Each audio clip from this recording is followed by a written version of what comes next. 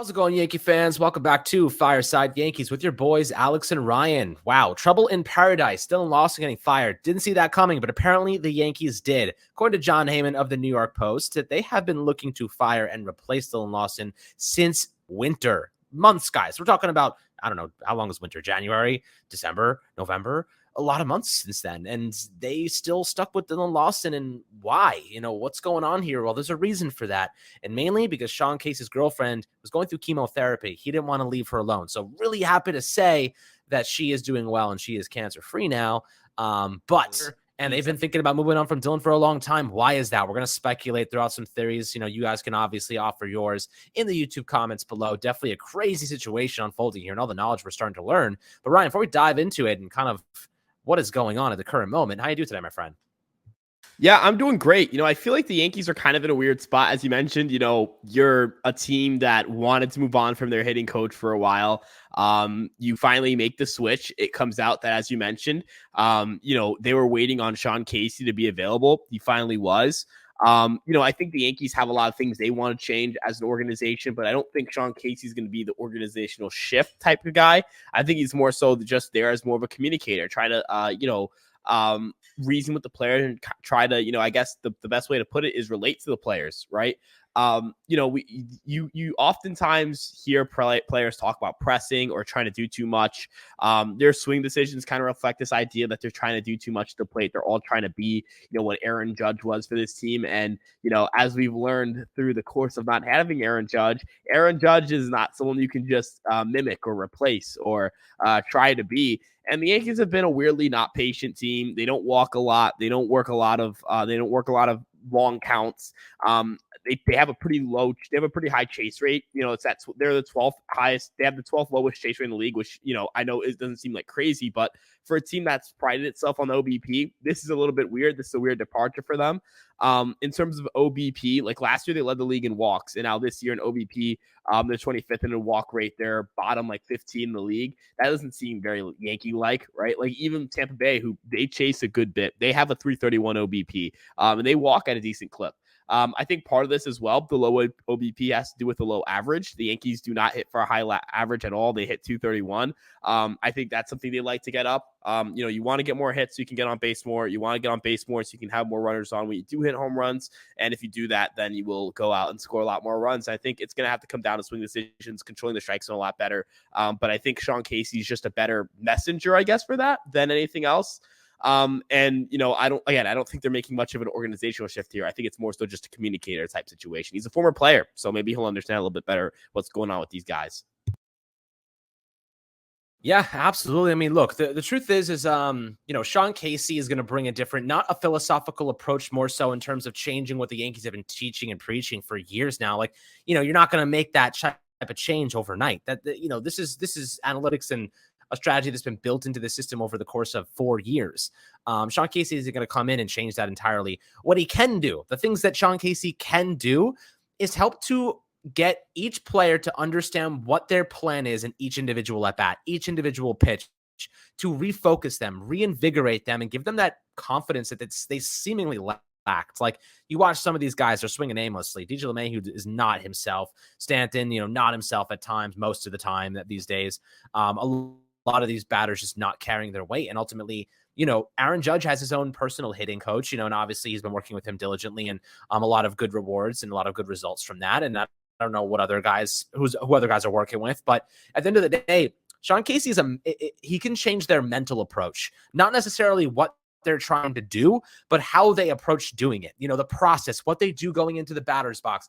Do they take a big deep breath? Do they, count to 3? Do they do something interesting? Do they focusing on small fundamentals? Are they lowering the nose of their bat? Like, what are they doing to put themselves in advantage, to give themselves an advantage against, in a scenario where they're at a disadvantage? And most hitters, actually every hitter, is at a disadvantage. You know what I mean?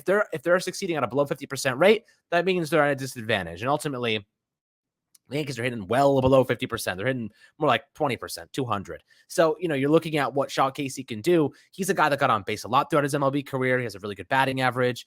Did a lot of good stuff. Had the better part of 12 years in the MLB. Was an all-star. He worked with Aaron Boone. The reason they wanted to bring him in because he's a player's coach.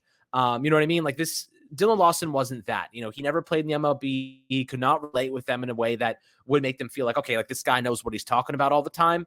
He's never stepped in a batter's box and seen a 100-mile-an-hour fastball buzzing past your ears. You know what I mean? Like, he's never experienced that.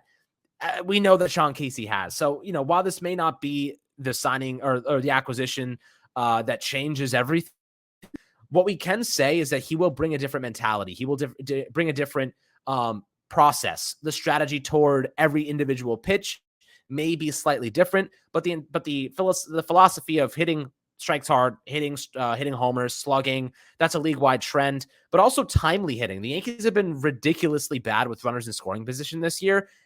Casey prided himself in that. That was something that he really, really loved to exercise, was timely hitting. You know, it's okay if you get enough hits, but if you're not hitting with guys on base, it doesn't matter.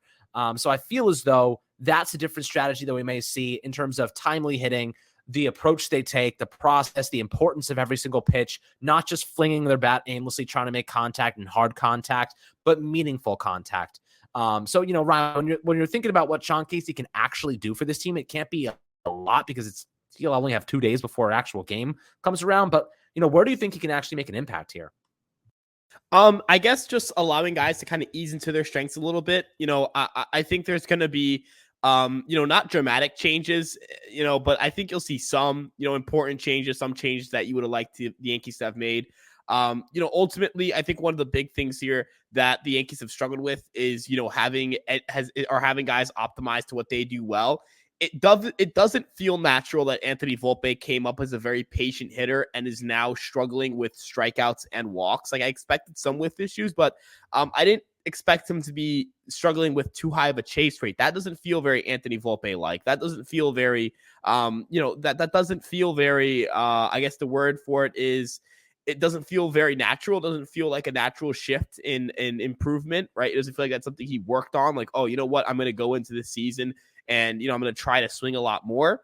I think that felt a little bit not forced per se, but it felt like it was an adaptation to something that they believed in, or maybe that they felt, or a direction they felt he should have taken. And I don't necessarily agree with that direction. I think Anthony Volpe, as a very, I guess, patient hitter, is where he's best. And I think it's where he works best. So maybe more of a line drive approach, more patient at the plate. He has the power to go yard. So I'm not thinking that he's going to dial back in that regard. But as you mentioned, just kind of, you know, timely at bats, kind of, you know, working counts, all that stuff. You know, I think that that's all something that Lawson struggled to get these guys to do. Even last year, they had a pretty high chase rate. So, you know, maybe more of a more patient approach works for some of these guys. Again, not everyone's Aaron Judge, not everyone's Giancarlo Stanton, not everyone's like Luis Ariz. Not everyone's going to succeed the way that you want them to succeed. They have their own strengths and weaknesses and all that stuff. Like, I know Yankee fans who are like, why don't the Yankees like, you know, put the ball and play more? Why don't they try to play like Luis Ariz? Well, that's because Luis Ariz is a generational hit tool. You know what I mean? Like, he has an unbelievable skill, a God-given gift with his hands, you know, his hand-eye coordination, right? I promise you that there's no one else in baseball who can do it like him. So he's got to succeed in a very unique way. And Aaron Judge has generational power. I promise you that, you know, Anthony Volpe cannot hit a ball as far or as hard as Aaron Judge can. I promise you Gleyber Torres can't. I promise you even Anthony Rizzo can't. So, you know, you have to have these guys with unique skill sets lean into them. But the other guys who don't have those like generational tools are going to have to go out and, you know, emphasize swing decisions and get creative and optimize their skill set to what they have. And I think that's something that Sean Casey can help them do. Whereas it felt like Lawson wasn't doing that. But, you know, I think the biggest indictment here was the Volpe situation in general. The fact that he changed his stance with Austin Wells, that didn't come from the organization. I felt like that was the not the nail in the coffin, because as you mentioned, they were looking beforehand. But I feel like that was like I don't know how to put it. That just felt so embarrassing. You know, I remember coming on this podcast, like, why did the Yankees not see it? Why did Austin Wells see something the Yankees didn't see? Right. And it really does feel like, you know, you're going to see guys go back to what they do best and kind of take approaches at the plate that they feel most comfortable with. And as long as they're doing that, and as long as they feel supported in doing so, I think that's really what you're looking for with what Sean Casey's role is here. I mean, look, the best we can hope really is that something comes of this, something positive, a mental approach. These guys look confident again, have some energy, some urgency urgency, and go up there with a plan. Like that's ultimately the truth. And they just haven't had that in the past. Maybe the analytics were right. Like they have to be doing this. Like the trend is going this way or that way or whatever it might be, but they were not executing properly. But it is kind of crazy to think that the Yankees had been looking to move on from Dylan Lawson for months here. You know what I mean? Like why didn't they do it earlier? Like why they must have really wanted Sean Casey specifically. You know what I mean? Like that must have been their guy. They were literally waiting for him to be ready to take this job. Why do you think that is? Like, why didn't they just move on from him and like maybe put in like Casey Dykes or one of the other guys, Brad Wilkerson, like one of these other assistants, and just put them in a role where like they were more prominent and then filled it later on and then pushed them back down, like an interim situation? Why didn't they stuck with Dylan Lawson for so long? Yeah, you see, I think the reason they stuck with him was because I think they were trying to look for maybe like a longer term replacement and couldn't find one. It's also tough, like you're firing a guy coming off of a year where, your offense was one of the top in baseball. Maybe they tried to wait it out and say, all right, let's try to give this one another year. Because let's be realistic here. Like, does it feel like Dylan Lawson was telling the Yankees to do things they shouldn't be doing? I don't think so, right? Like, if it was, I think they'd, be canning a lot more people in that hitting coach room. A lot of the guys, from that school of thought are still there, right? It's not like the Yankees are moving away from like the hit strikes hard thing. I think they're, hitting strikes hard is a good thing, right? Like, I don't think anyone thinks it's a bad thing. But just how he communicates it, that feels like it has to be it, right? Like the guy you can't really sit here and convince me that the Yankees are disgusted with the fit or disgusted with like the method or like don't agree with his philosophy. Again, I think they still adopt that. And, we mentioned this when we recorded about him getting fired, right?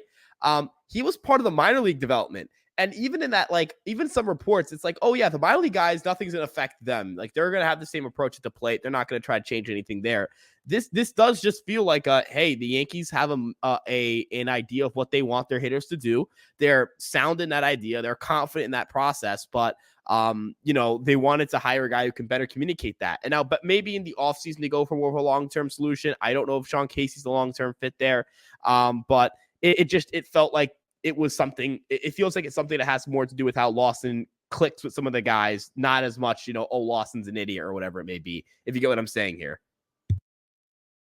Yeah, I mean, shit. That's kind of your best guess is as best as mine, as good as mine. And right now, you kind of look at the Yankees and you say to yourself, what is going on? Like there was a clear divide. You know what I mean? That was the word that Heyman used. There was a divide in the locker room, and they were not on the same page. Like the fact that they were trying to move on from Lawson tells me that him and Aaron Boone weren't on the same page, let alone the players. So let's assume that there's a lot more to this story that we do not know. And at the end of the day, they waited for Casey to be ready to take this job, and they must really think highly of him. Him and Aaron Boone are like best friends. So like a little bit of nepotism, I guess, doesn't hurt. But we'll see if it pans out. But ultimately, we just don't know how this move is going to work out. We do know he's a good guy. We do know he's one of the nicest guys in baseball. We know he's a great analyst. We know that he's never coached before. We know he's a former all-star. We know he, has a great mentality, and he knows how to get players to kind of focus on the process, and he is a good leader. But can he coach? That's a big question that we have yet to answer. But we will keep you guys in the loop on everything Sean Casey and this Yankee offense, as we always do. Make sure to drop your comments below in the YouTube section. Like and subscribe as always. We'll catch you guys on the next Fireside Yankees episode.